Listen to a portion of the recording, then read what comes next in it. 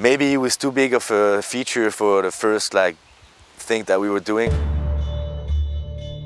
From top, when you stand on top of it, it looked kind of okay, but from the side and from above it looked pretty big. And we knew it's not going to be easy to calculate the speed.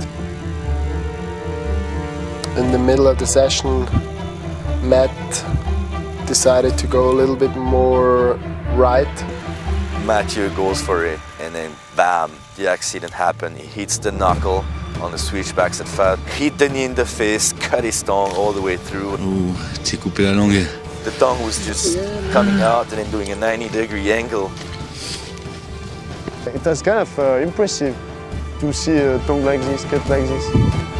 Was not a lot missing, and he would have bit off his whole thumb. So, but like anything else, is no idea. Les dents, ça va, fais voir les dents. Ah, c'est bon, t'as coupé ta langue, quoi. Due to this, Matt was out for a couple days. He wasn't even able to speak or eat. That was kind of a hard time for him. The end of the trip was in Riksgränsen for us. We moved there, and then we didn't move from Riksgränsen. We were like 10 days in Riksgränsen. Due those slams the other guys had, they had to pause for some days. So I was one day, which was actually kind of good weather. We went out, just Vlad, me, and Schaer. Look how white is Jérôme Tano. Check how white I am, man. Pure white. We went to the step down, which is a little bit smaller than this Trevor step down. First I tried the switchback side 5, which I landed. Yeah! Then we decided to shoot it from a second angle.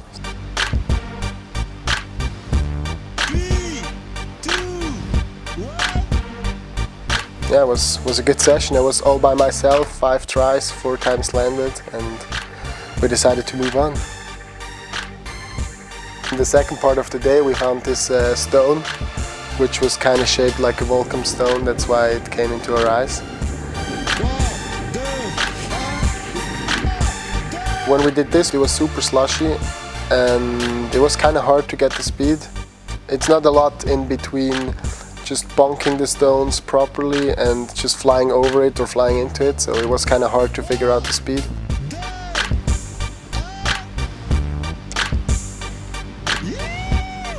After I got the first trick, I was already kind of over it. I was super tired, my body was super tired, all those flat landings all the time. And then fortunately Vlad said, yeah, I should go again and try this other trick. And then I did a couple tries and it worked out in the end, so happy about that. In the face. Are you right? Because right now, the last time you had your knee kind of up. Style lessons.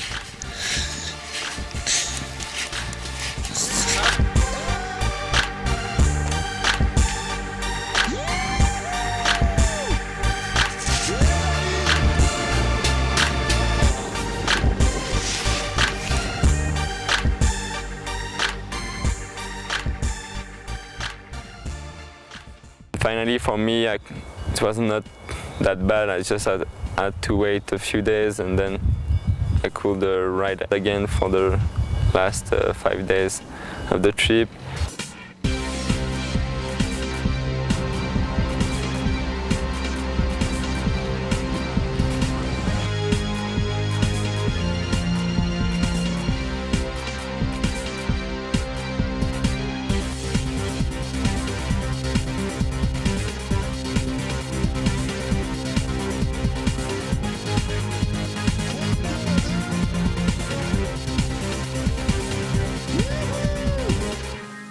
We went back to this Trevor spot. I was like freaked out to ride it again. We actually checked the old footage from Trevor and Gigi and the guys, and we saw how they shaped it. So we reshaped it. So, and for the first try I took a little bit too much speed, over-rotated my front step 5, and I was kind of lucky that, I mean, it looked kind of like a hard bail, but that was all good and continued the session.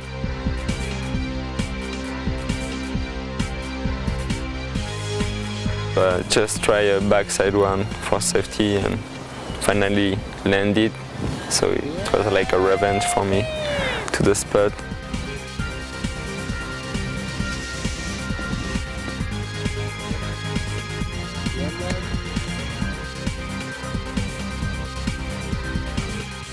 This was my last day in Riks because I had to fly back to Switzerland. Enjoy! Today, 3rd of May, last day of the season. Summertime in Riks. Hey, wait. Look at my nose, it's pretty red. I really enjoy Riksgränsen because you can rent sled.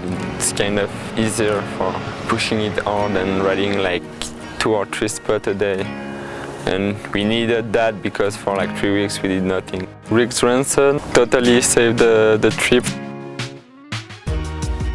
It's a magical place, you know, where things can happen.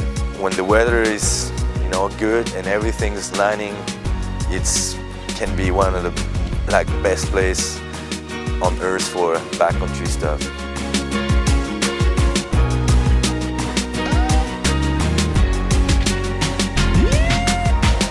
Ça fait mal aux doigts par contre.